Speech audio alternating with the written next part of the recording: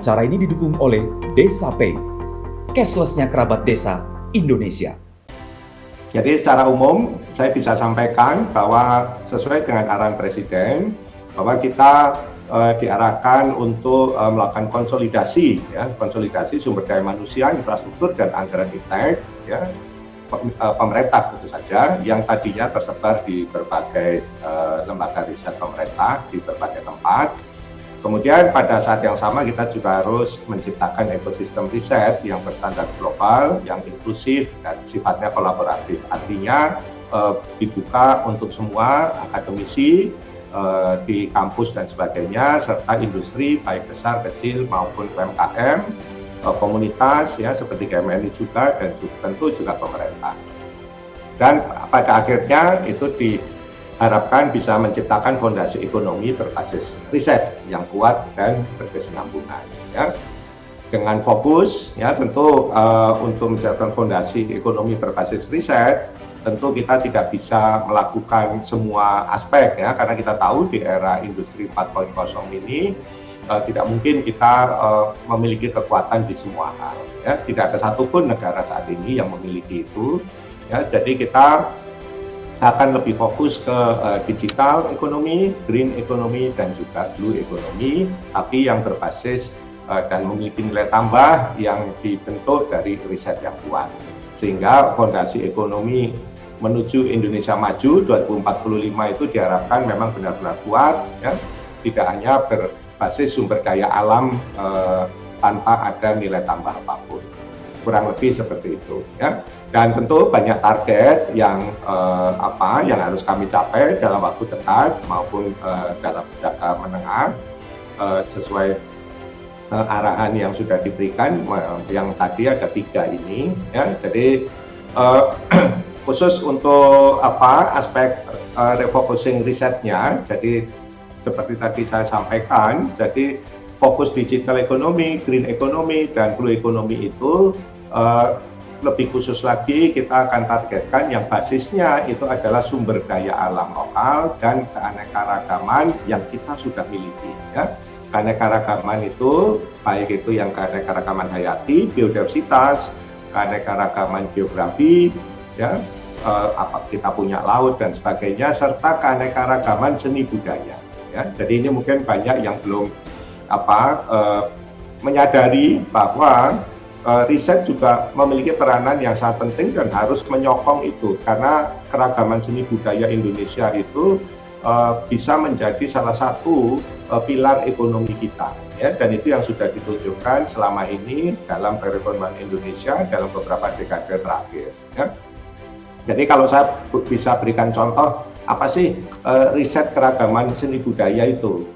Sekarang bisa kita bayangkan, kita ini memiliki banyak sekali seniman, banyak seniman. Kita di lain sisi kita memiliki banyak sumber daya alam lokal, katakanlah itu rotan misalnya, yang umumnya itu rotan itu dijual, diekspor mentah begitu saja, Padahal kalau seniman kita mampu membuat berbagai produk dalam tanda petik, produk seni misalnya, memakai rotan itu dan memiliki nilai yang luar biasa tinggi dibandingkan kita mengekspor begitu saja, Tetapi sayangnya begitu itu hasil seni tersebut yang basisnya rotan itu diekspor misalnya ke Eropa, di sana ternyata tidak bisa masuk, atau kalaupun sudah masuk kemudian akhirnya tidak laku dan sebagainya. Karena apa? Ternyata rotannya mudah lapuk misalnya, mudah berbubuk begitu, kemudian atau mengandung serangga dan sebagainya yang akhirnya tidak bisa masuk negara itu karena terhambat di karantinanya. Nah, tentu memproses rotan untuk bisa menjadi bahan baku dari para seniman kita yang yang layak dan memenuhi standar dari tujuan ekspor itu tentu memerlukan riset dan teknologi, Nah, jadi hal-hal seperti itu yang selama ini tertinggal, Tentu tidak ada yang salah bahwa kita juga harus mengejar ketertinggalan iptek dan menciptakan kemandirian teknologi dalam jangka panjang, tetapi dalam jangka pendek dan menengah kita tidak boleh, dan juga dalam jangka panjang sebenarnya kita tidak boleh melupakan bahwa kita ini sebenarnya memiliki local competitiveness, yaitu sumber daya alam lokal dan keanekaragaman itu, ya. Gitu. Termasuk tadi biodiversitas, ya, keanekaragaman hayati. Yang kita sudah jelas-jelas hanya kita yang punya, orang lain tidak punya, begitu ya. Jadi tentu kita ingin juga memiliki mobil Indonesia, memiliki ini dan itu yang made in Indonesia, ya. Itu tentu kita kejar juga, tetapi kita harus tidak boleh melupakan, dan itu yang selama ini mungkin ya agak terlupakan, bahwa kita memiliki sesuatu ya yang sudah ada, diberikan oleh Tuhan Yang Maha Kuasa di tanah air ini. Nah, itu yang kita kembali fokuskan riset dan inovasi itu untuk mendukung di arah itu. Nah, saya tidak akan berbicara konsep yang rumit ya. Saya ingin hanya memberikan contoh dan kita coba contoh keseharian terkait dengan keanekaragaman hayati. Ya, contoh real itu adalah kebun raya. Jadi Indonesia itu adalah mega biodiversity country nomor 2 di dunia setelah Brasil. Kalau untuk daratannya ya, biodiversitas yang ada di daratan itu kita nomor 2 banyaknya. Tetapi kalau digabung dengan laut itu kita nomor 1 di dunia, gitu ya. Nah, keanekaragaman hayati ini sejujurnya belum banyak tereksplorasi, gitu. Ya, belum banyak tereksplorasi itu ya mungkin karena kita belum begitu memperhatikan selama ini ya. Padahal dunia ke depan itu bukan lagi dunia elektronik, bukan lagi dunia digital, tapi dunia bioteknologi ya. Bioteknologi otomatis berbasis pada spesies ya, pada makhluk hidup gitu. Nah, karena kita paling punya banyak koleksi, semestinya kita memiliki potensi, memiliki starting point yang jauh lebih bagus dibandingkan negara lain. Gitu. Nah, ini yang sekarang akan coba kita gali kembali untuk melakukan refocusing, bagaimana kita mempercepat utilisasi dan pemanfaatan kekayaan keanekaragaman hayati yang ada di tanah air kita. Ya. Nah, ini salah satu contohnya bahwa kita ini memiliki, kalau di seluruh Indonesia yang seluas ini ya, sepanjang ini, di mana 60%-nya itu adalah lautan, kita itu banyak memiliki biodiversitas tentu di berbagai wilayah hutan-hutan di Indonesia ya. Tetapi kita juga tidak bisa pungkiri bahwa hutan-hutan itu akan semakin berkurang ya. Dengan semakin gencarnya pembangunan, tentu sampai level tertentu kita tidak bisa hindari untuk terjadi pengurangan luasan hutan. Nah, apa yang harus kita lakukan ya untuk mencegah kehilangan potensi atas biodiversitas itu?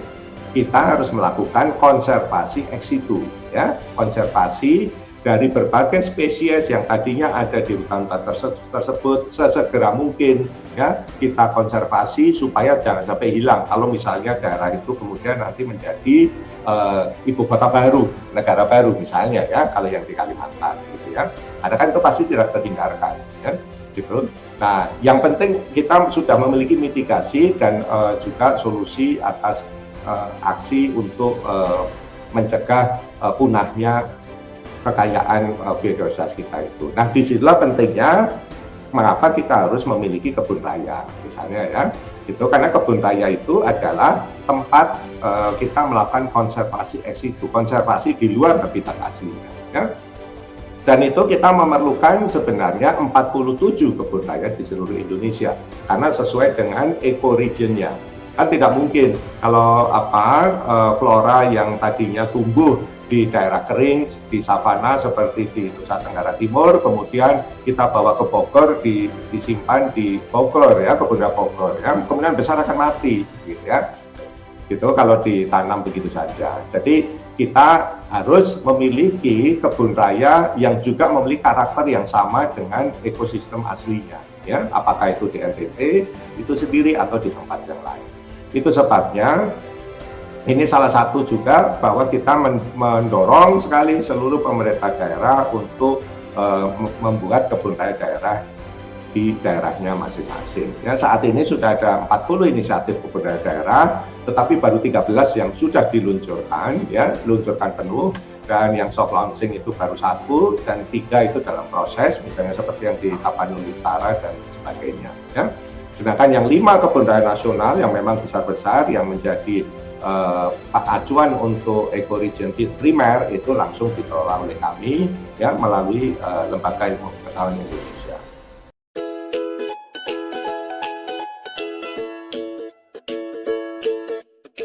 Dapatkan kabar baik dan kebaikan desa dan perdesaan hanya di TV Desa News. Unduh aplikasinya segera.